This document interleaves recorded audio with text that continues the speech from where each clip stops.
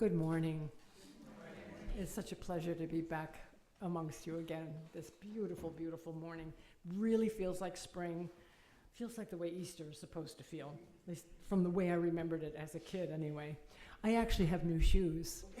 That was always the big thing on Easter when we were growing up, was we got new little patent leather Mary Janes and the little ruffled socks. You know, some of you will remember what it was like at that age. Yeah. They're not patent leather Mary Janes. So it's good to be with you. Is it okay if I tell a story out of school, Mimi? A couple of weeks ago, I lead a Bible study up at the Congregational Church, and Mimi has been such a wonderful part of that group. And I was beginning to anticipate this morning's sermon, and I said, well, how does a born-bred Trinitarian preach an Easter sermon to a group of Unitarians? And Mimi was so great. She said, well, Vicky, we Unitarians are here to help you grow.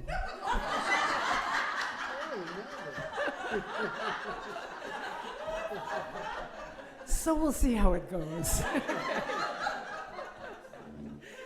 So I want to read a passage to you from the Gospel of Mark, from the 16th chapter. When the Sabbath was over, Mary Magdalene and Mary, the mother of James, and Salome bought spices so that they might go and anoint him. And very early on the first day of the week, when the sun had risen, they went to the tomb.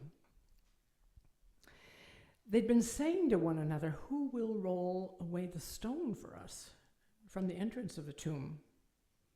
And when they looked up, they saw that the stone, which was very large, had been rolled back. As they entered the tomb, they saw a young man dressed in a white robe, sitting on the right side, and they were alarmed. But he said to them, do not be alarmed. You're looking for Jesus of Nazareth, who was crucified. He's been raised. He's not here. Look, there is the place they laid him. But go and tell his disciples and Peter that he's going ahead of you to Galilee, and there you will see him just as he told you.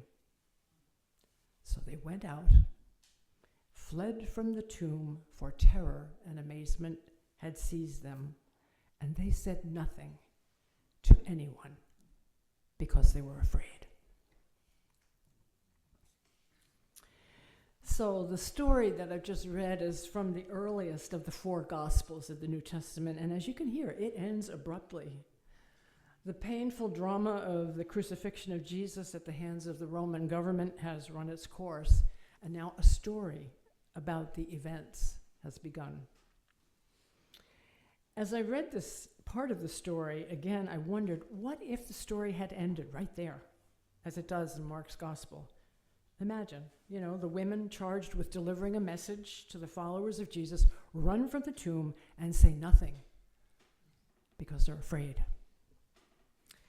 What might have unfolded down through history if the story had been transmitted unfinished?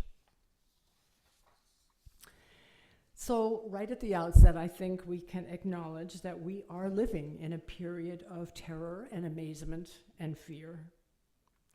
The world that we have been accustomed to is changing rapidly. So much of what has been familiar and taken for granted is either threatened or is literally disappearing before our eyes with each day's headlines. I am struck how in everyday conversation it is so common to hear words of disbelief and incredulity.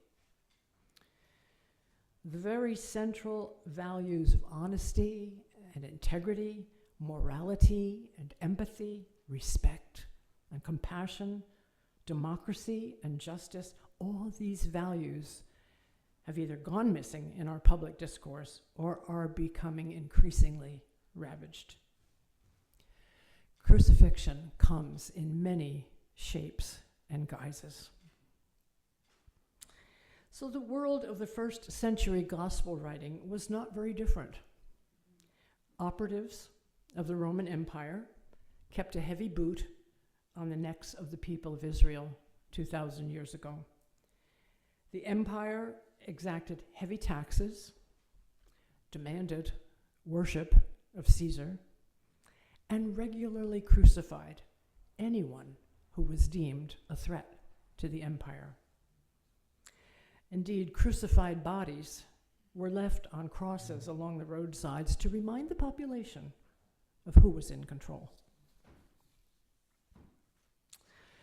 A wise teacher of loving kindness, compassion, nonviolence, and forgiveness was one among hundreds removed from circulation in this way. The story is a familiar one. A teacher of wisdom moved about with a message of liberation, uttering words like, "Blessed are the poor in spirit, for theirs is the kingdom of heaven. Blessed are the meek, for they shall inherit the earth. Blessed are the peacemakers, for they shall be called the children of God." But wait, the dominant message is that Caesar is God, and his children wear heavy armor and carry swords and spears, the weapons of war. The dominant message is about control, about ruling by fear and threat, and swift punishment for those deemed a threat to the empire. So it's really no wonder that early story of that first Easter morning ends so abruptly, with the women running from the tomb in terror and amazement. Something amounting to a great subversion seems to have happened. The body of the wisdom teacher that they had come to anoint with spices is gone, and the tomb is empty. Something has gone out of control. The women run, fearful and speechless, and the story is left unfinished. Well, in time, as inevitably would happen, an uncomfortable editor would add to the story to make it come out right. And 2,000 years of tradition and stories of a cruel and tortured death and a miraculous resurrection would outlive the oppressive domination of an empire that would eventually crumble into dust, the stuff that archaeologists dream of. Turns out it's a rather subversive story, the story of a universal pattern of the movement from life through death into life becomes a story of hope and joy for the generations of millions. So that pattern is there for us to discover on a daily basis as we live through this time of control and fear and threat, this time of hovering punishment for anything deemed a threat to the empire. It's left to us to discover how to live the life through death to life experience and how to make the daily journey from anxiety and fear to joyful, creative living. Now, I've lived with this story most of my life, as have many of you. And recently, not recently, but over the last few years, I've come to really appreciate its metaphorical value. Living the question, what if that metaphorical image of a death on a cross is something about the process of surrender, of emptying the self, relinquishing the ego, letting go of the need to control, removing the self from the center of concern, all in the service of liberation into a more spacious and joyful way of living. David Benner, in his book titled Surrender to Love, suggests that surrender is the discovery that we are in a river of love and that we float without having to do anything. That's pretty challenging. Father Richard Rohr is the founder of the Center for Contemplation and Action, and he considers how surrender is simply accepting the reality that we're not in control. He writes this: when we set ourselves up to think that we deserve, expect, or need certain things to happen, we're setting ourselves up for constant unhappiness and a final inability to enjoy or at least allow what's going to happen anyway. After a while, we find ourselves resisting almost everything at some level. Giving up control is a school for learning union, compassion, and understanding. It is ultimately a school for the final letting go that we call death. Right now, as we face social uncertainty, economic fragility, and the vulnerability of our own bodies, is there something deeper that we can surrender to that can ground us in the midst of the disruption? Rohr continues that surrendering to a divine flow is not about giving in. It's not about capitulating and becoming a puppet. It's not about being naive or irresponsible. It's not about stopping the planning and the thinking. Surrender is about a peaceful inner opening that keeps the conduit of living water flowing to love. And he concludes, I am confident in this. Every time we surrender to love, we have also just chosen to die. Every time we let love orient us, we're letting go of ourselves as an autonomous unit and have given a bit of ourselves away to something or someone else. And it's not easily retrieved unless we decide to stop loving, which many people do. But even then, when that expanded self wants to retreat back inside itself, it realizes it's trapped in something much larger now, and love wins again. Earlier this week, while I was meditating on this unfinished story, I was trying to find some entry point into the wisdom that it might reveal. I had a very active and lively image of Jesus and the Buddha sitting side by side with their arms linked at the elbows, looking as though they were really good buddies enjoying a joke, a great joke. So I took that image to mean that a little exploration into the Buddhist notion of surrender might be in order. I found it in a set of 4 intentions called the 4 divine abodes. And I'll offer them to you for consideration, for use, as a pathway from anxiety and fear toward joy and fullness of life. And the word abode has a connotation of abiding, of dwelling within, of living within. So here they are. May we abide in loving kindness and friendliness, bringing happiness to others, expecting nothing in return.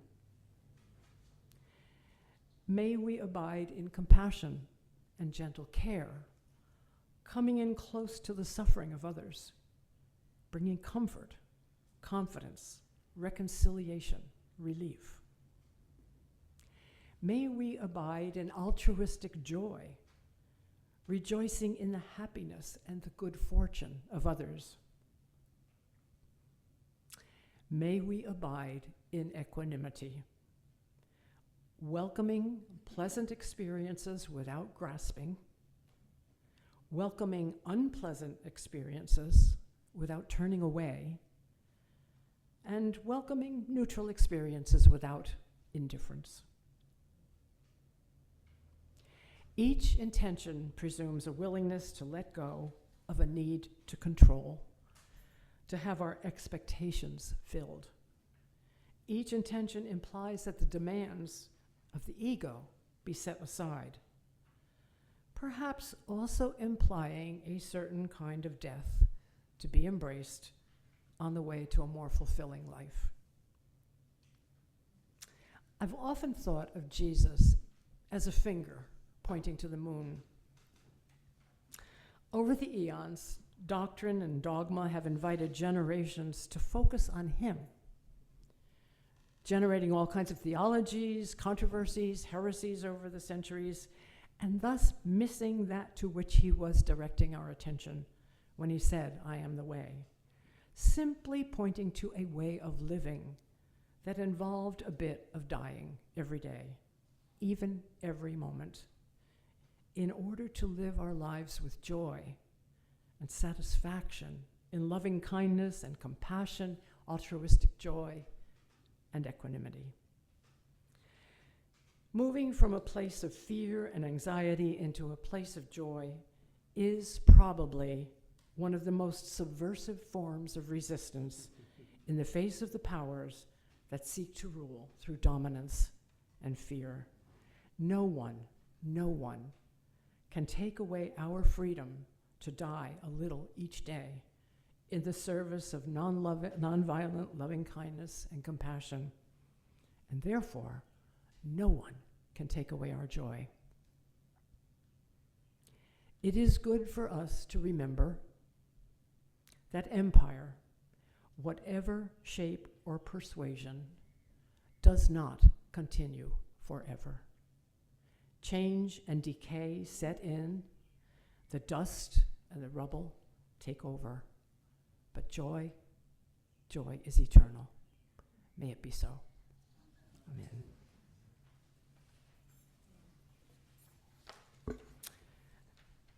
Appropriately, our closing hymn is number 29, A Hymn to Joy.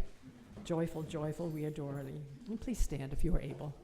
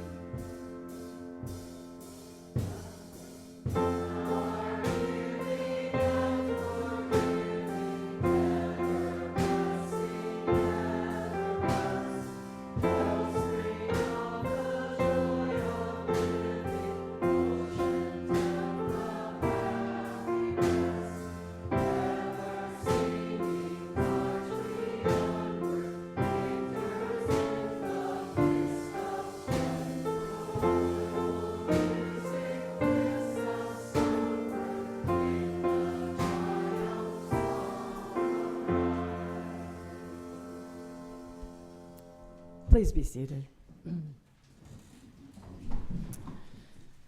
And hear and take to heart these parting words of blessing and benediction. The world now is too dangerous and too beautiful for anything but love. May your eyes be so blessed that you see the holy in everyone, your ears so that you hear the cry of the poor. May your hands be so blessed that everything you touch is a sacrament. Your lips so you speak nothing but the truth with love. May your feet be so blessed that you run to those who need you. And may your heart be so open, so set on fire, that your love changes everything. Go in peace. Amen. Do you want the postman? Yeah. Could I ask Dave? Push this so we can get it.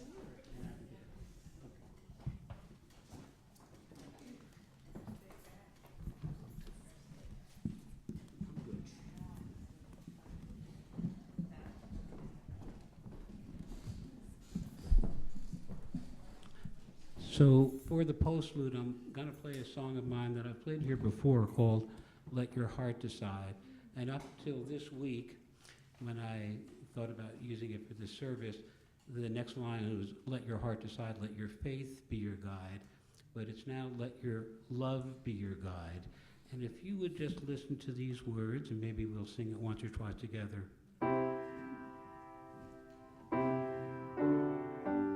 Let your heart decide, let your love be your guide, and don't be fooled by your head or your pride.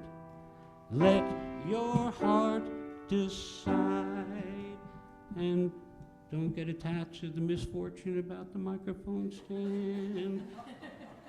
Let your heart decide, let your love be your guide. Let your love be your guide.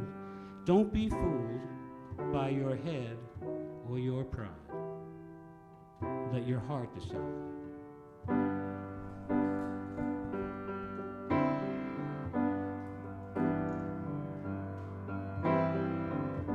I'm so lost,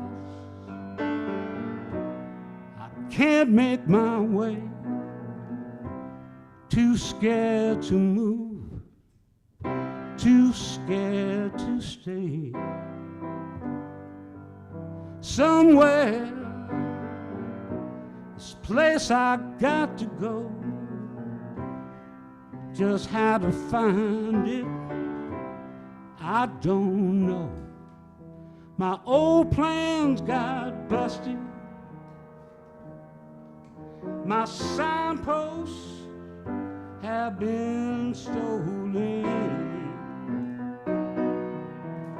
and even my thoughts, they cannot be trusted, making me feel all alone.